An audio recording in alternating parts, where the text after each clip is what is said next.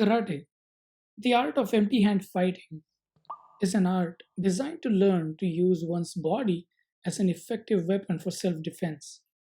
That last term raises the question of how one can defend against a heavier or more strongly built adversary.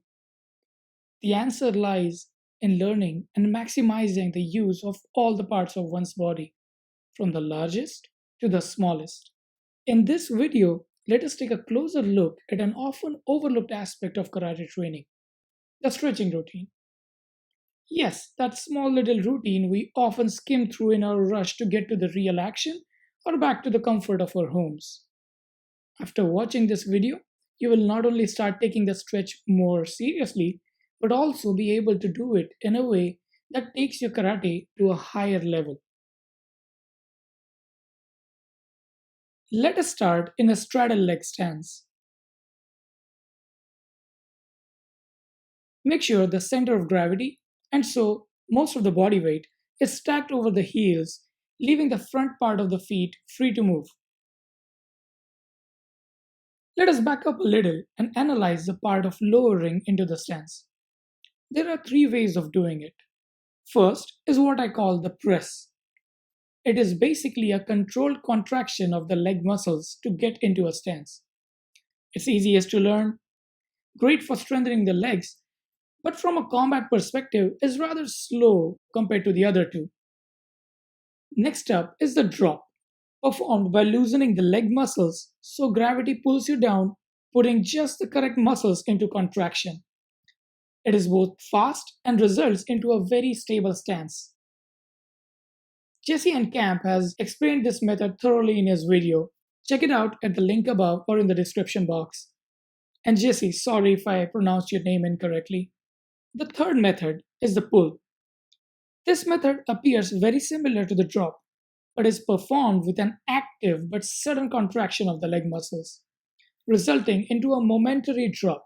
So, where the drop method is really dropping into the muscle contraction, the pull method is muscle contraction into a drop. Because of this reversal of the underlying mechanism, the stance feels a little less stable but more ready for push off. Another sport that employs this method for fast, dynamic movements is badminton. If you're interested, former Indonesia national champion and US national team coach Kovit Chandra has explained it in the video linked above or in the description box below. Next up is a rather simple movement used later in one of our stretches. Simultaneous push and pull of the legs. If synchronized correctly, it moves the center of gravity sideways without changing the level of the hips.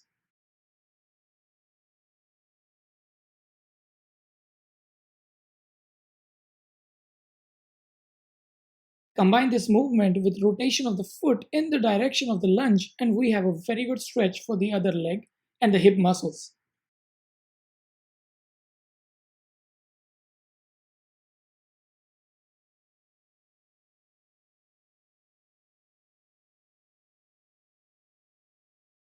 Finally, lift the back heel and lower the center of gravity to get into the lunge, which is a really good stretch for the quadricep muscles. Aside from the obvious stretching benefits, these two stretches are a great way to learn foot rotation, a term we don't often hear, but one I feel is worth studying.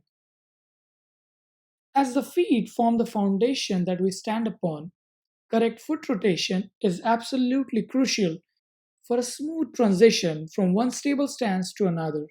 From the perspective of karate, we have the following three methods for foot rotation.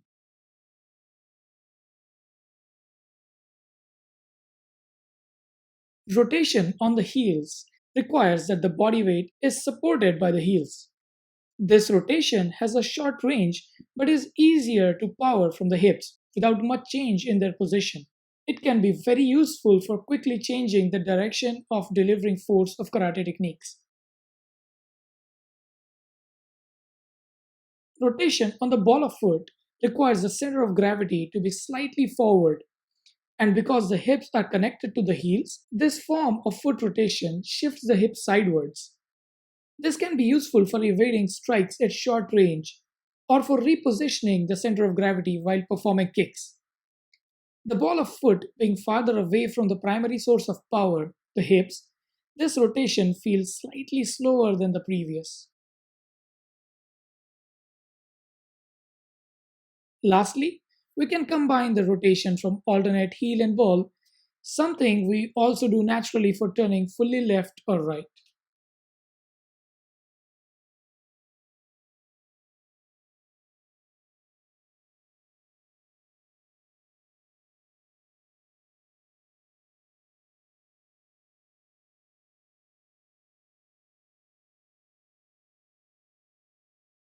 Which method of foot rotation do you use the most in your karate training? Let me know in your comments below.